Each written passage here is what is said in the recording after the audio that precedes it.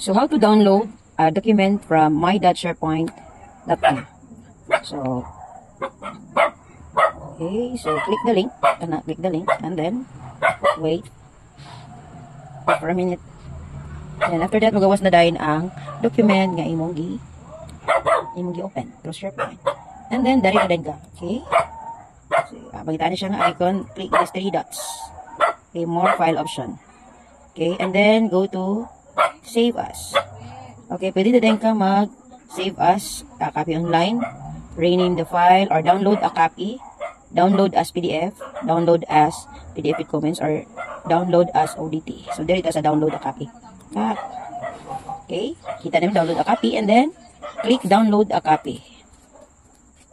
Okay, after that, so dira to makita. So, as you can see, kani siya nga icon, tanawa ang download nga icon, nag-start na siya download sa imong document. Sana dana, and then after that, you can check your downloaded file dito sa imong download nga kuan storage. So di pa na to siya makuan. I just downloaded my own file na akong gi-share, no, kay para lang sample. Okay, so ayan, as you can see, nagtuyok na siya. Okay, right after this, kung imo nang kuan, pag na-download na siya, once ma-okay na yung kuan, ma-download na siya tanan, or ang document, then, pwede na rin mo siya. You can visit na dayon dili sa imong Explorer. Okay, like this one. Pwede na nimo siya, i-click na nimo ang, pagkitaon nimo, dinili nimo siya pagkitaon sa download. Okay, but unconfirm pa siya mo ni siya, kani unconfirm because it's still downloading. So, dili pa nimo siya makitaan. So, ayan.